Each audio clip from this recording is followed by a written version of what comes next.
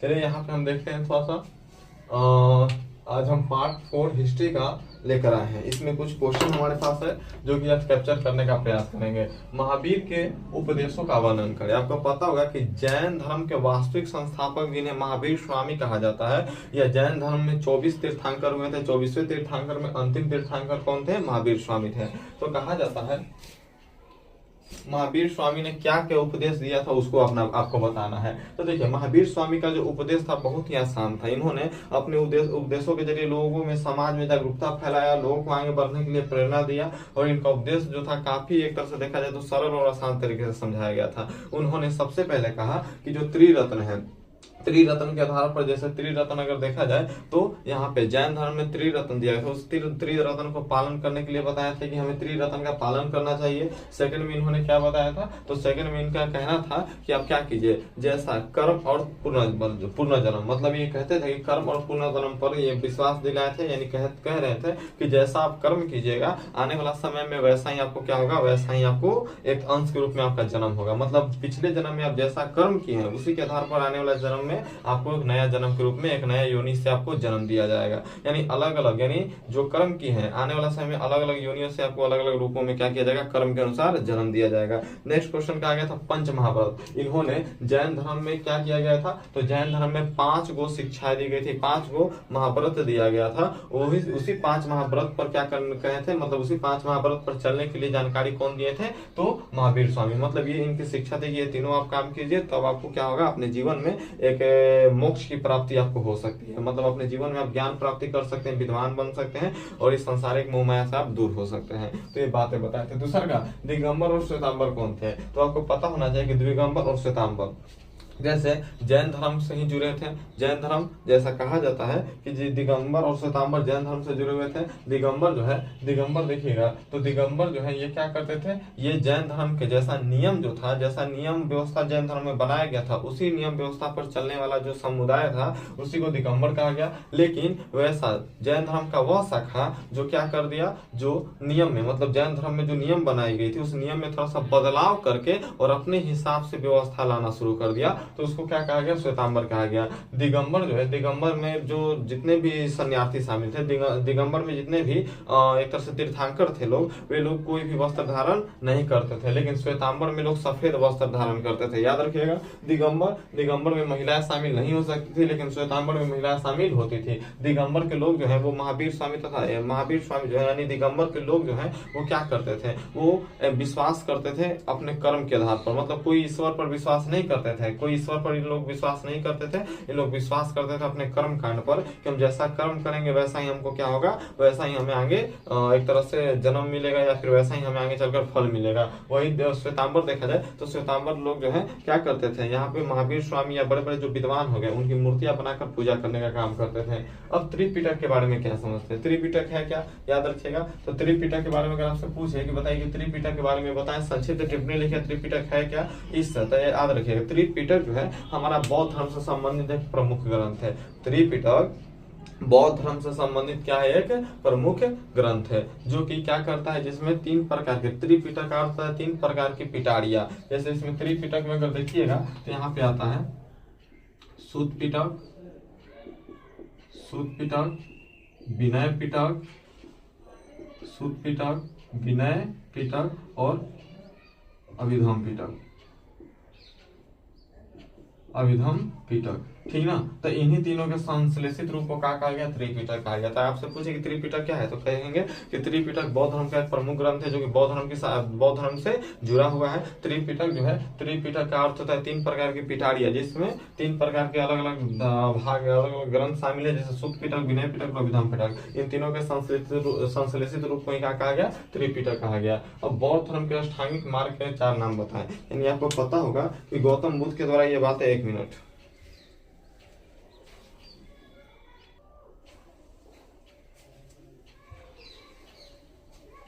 चलिए अब क्या कहा गया है कि बौद्ध धर्म और बौद्ध धर्म का अष्टांगिक मार्ग। तो आपको पता होगा कि गौतम बुद्ध ने जीवन यानी मोक्ष प्राप्ति करने के लिए 8 मार्ग बताए थे, 8 रास्ते को बताए थे, जिसमें से अष्टांगिक मार्ग में से आपसे पूछा है कि कोई 4 मार्ग को बताइए कि 4 मार्ग क्या है। अष्टांगिक मार्ग में से किसी 4 मार्ग के नाम बताइए। तो हम बोल सकते हैं कि सम्यक दृष्टि यानी हमेशा सही देखो, सही नजर रखो। सम्यक कमरात यानी जो भी कर्म करना है हमेशा सही करो, सही काम करो, सही रास्ते पर चलो। ठीक। सम्यक व्यायाम हमेशा शारीरिक और स्वस्थता को बनाए रखने के लिए, स्वस्थ को बनाए रखने के लिए हमें व्यायाम करना अनिवार्य है। फिर इनके तरफ बोला गया था कि सम्यक आचरण, अगर आपको जो भी काम करना है, जो भी आपका जो व्यवहार है, जो भी आपका एक तरह से आपका जो सोचने और समझने का तरीका है, उसको हमेशा सत्य रखिए। ठीक है।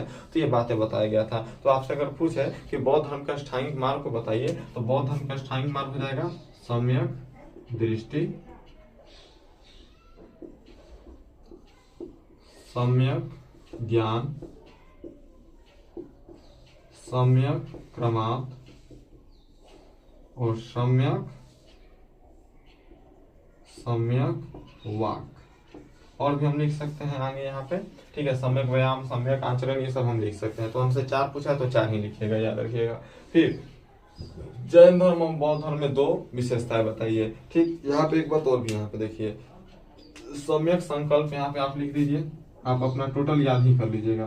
सम्यक संकल्प, सम्यक समाधि, सम्यक व्यायाम,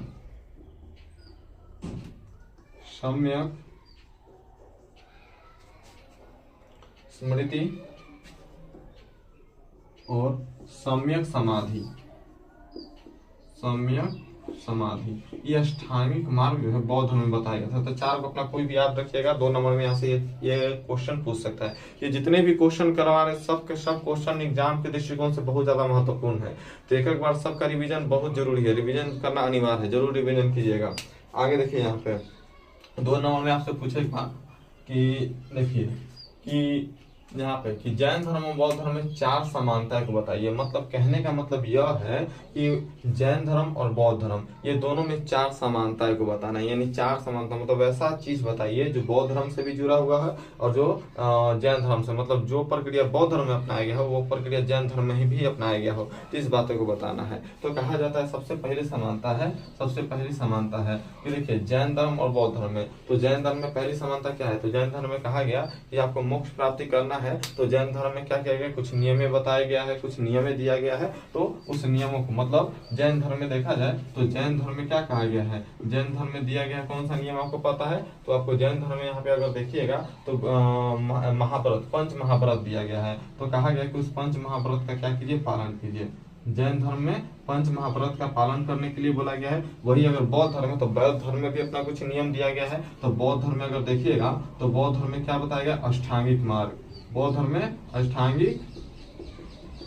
अष्टांगिक मार्ग बताया गया है। ठीक। यानी दोनों धर्म जो है अपना अपना जो नियम बनाए उसी नियम का पालन करने के लिए, मतलब दोनों धर्मों का पहली समानता क्या है, तो दोनों धर्म का अपना अपना नियम है और यही दोनों नियमों का पालन करने के पश्चात तो कोई भी व्यक्ति मुक्ति प्राप्त या मोक्ष प्राप्त कर सकता है। दूसरा का क्या बोला गया है, तो दोनों धर्म जैन धर्म और बौद्ध धर्म दोनों भी मूर्ति पूजा या ईश्वर पर विश्वास नहीं करते हैं। याद रखिएगा कि दोनों धर्म जो है मूर्ति पूजा व ईश्वर पर विश्वास नहीं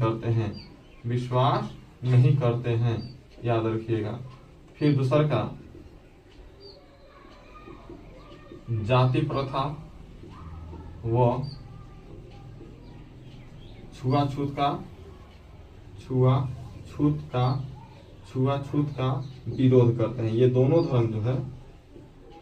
ये दोनों धर्म क्या करता है, जाति प्रथा और छुआछूत का विरोध करता है। फिर उसके बाद अगर आपसे पूछे तो दोनों धर्म जो है अपना जो राजकीय, अपना जो धार्मिक या फिर अपना जो विशेष इन लोगों का भाषा था। जैसे बौद्ध धर्म में देखा जाए तो बौद्ध धर्म में पाली भाषा हो गया, ठीक, और जैन धर्म में देखा जाए तो प्राकृत भाषा हो गया या फिर अर्ध मगही भाषा हो गया। तो जो दोनों धर्म जो है अपना अपना भाषा के आधार पर प्रचार प्रसार करवाते थे। तो ये 4 समानता याद रखिएगा। सबसे पहला, दोनों धर्म मूर्ति पूजा कर्म कांड का विरोध करते थे।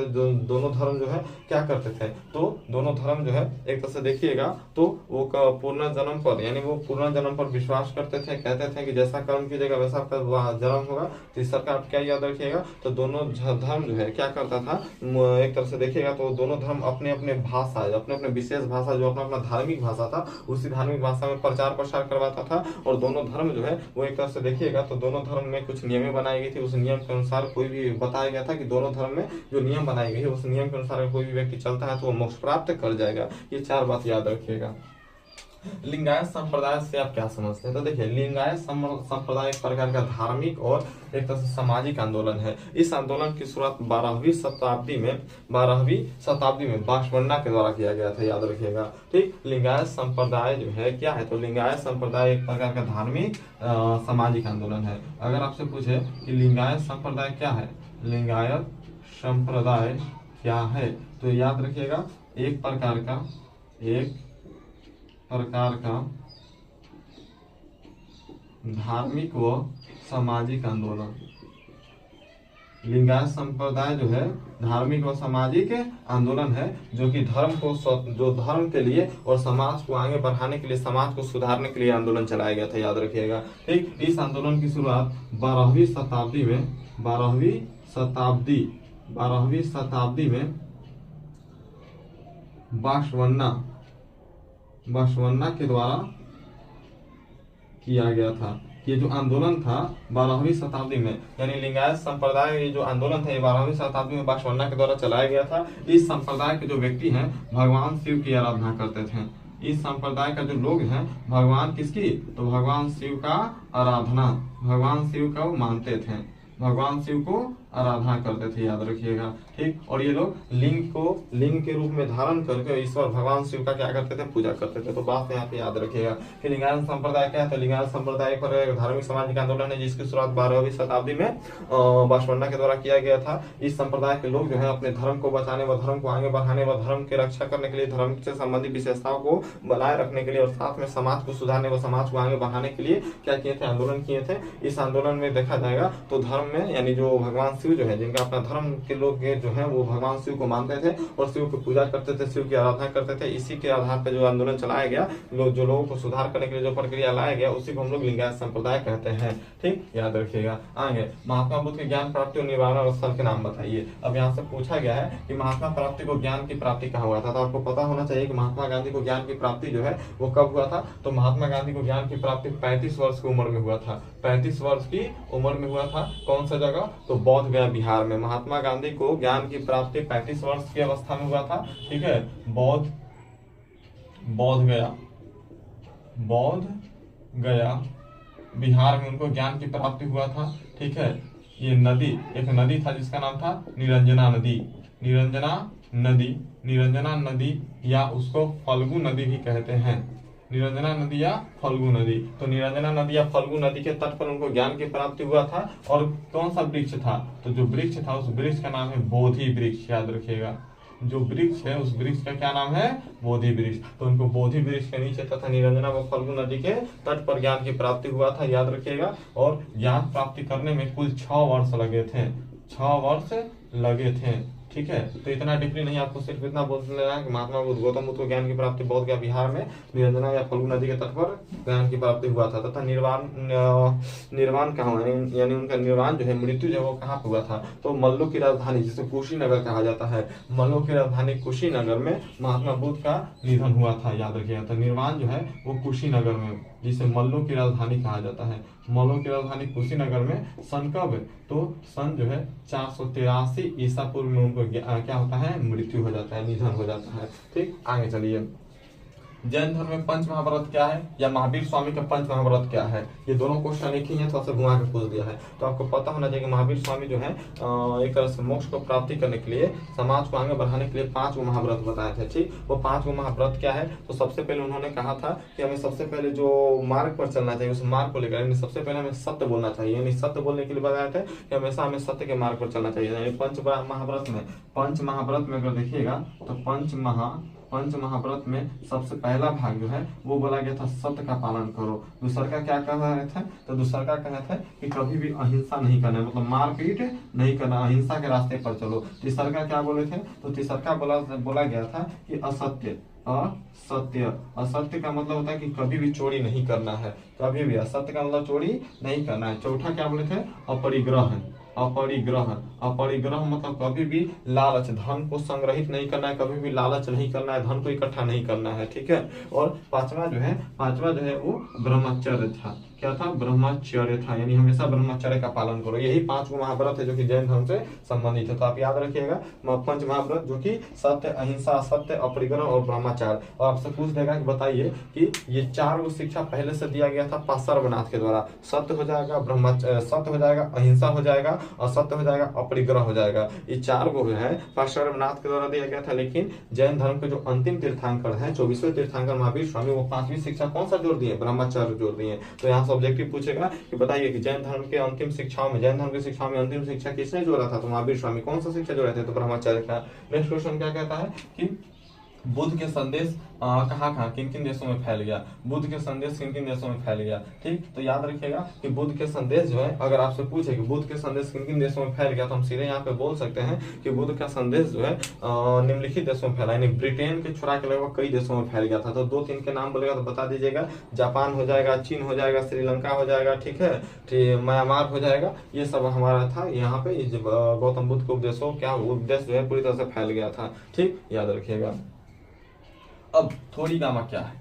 थोरीगामा क्या है? अब थोरीगामा के बारे में सोचें तो यहाँ पे कहा जाता है कि थोरीगामा बौद्ध धर्म से जुड़ा है। क्या है? बौद्ध धर्म से जुड़ा ही एक प्रकार का व्यवस्था है, एक ग्रंथ है। इसमें पूरी तरह से बताया गया है, इसमें पूरी तरह से थोरीगामा जो है, अगर देखिएगा तो हमने क्या बताया था? सुत पिटक, विनय पिटक, अभिधम पिटक। जो अभिधम पिटक है, अभिधम पिटक से ही, अभिधम पिटक से लिया गया एक भाग है थोरीगामा, ठीक ना, जिसके तहत बताया गया है कि बौद्ध धर्म में भिक्षु और भिक्षुणी जो है किस प्रकार से रहते हैं, किस प्रकार से बौद्ध धर्म के नियमों का पालन करते हैं, और बौद्ध धर्म में कौन कौन से नियम बनाई गई है, उन्हीं सभी व्यवस्थाओं के बारे में हमें थोरीगामा से जानकारी प्राप्त होता है। तो अगर आपसे पूछे कि थोरीगामा क्या है, तो थोरीगामा बौद्ध धर्म से जुड़ा एक प्रमुख भाग है, बौद्ध धर्म से जुड़ा एक प्रमुख ग्रंथ है, ठीक ना, जो कि अभिधम पिटक के भाग से लिया गया है। ये थोरीगामा अभिधम पिटक के भाग से लिया गया, जिसमें बताया गया कि बौद्ध धर्म के जो भिक्षु और भिक्षुणी जो है, भिक्षु और भिक्षुणी जो लोग हैं, किस प्रकार से जीवन को व्यतीत करते हैं, किस प्रकार से ज्ञान की प्राप्ति करते हैं, कैसे निर्वाण स्थल करते हैं, कैसे बौद्ध धर्म के नियमों का पालन करते हैं, ये सभी बातें की जानकारी हमें थोरीगामा से प्राप्त होती है। अब लिंगायत संप्रदाय, यहाँ देखिए लिंगायत संप्रदाय, लिंगायत संप्रदाय। यहाँ पे अगर आपसे पूछ देगा कि लिंगायत संप्रदाय, यहाँ पे क्वेश्चन गलती है, लिंगायत संप्रदाय की विशेषता बताएं। विशेषता क्या है? तो आपको पता होना चाहिए कि लिंगायत संप्रदाय की विशेषता निम्नलिखित है। सबसे पहला क्या विशेषता बोलेगा कि लिंगायत संप्रदाय के जो लोग थे वो क्या करते थे? तो लिंगायत संप्रदाय के लोग जो है लिंग, जाति और धर्म के आधार पर भेदभाव नहीं करते थे, यानी इन सभी चीजों का विरोध करते थे। लिंग, धर्म, जाति पर जो भेदभाव होता था, इन सभी का क्या करते थे? विरोध करते थे। दूसरा का, ये संप्रदाय के लोग जो है भगवान शिव की आराधना करते थे।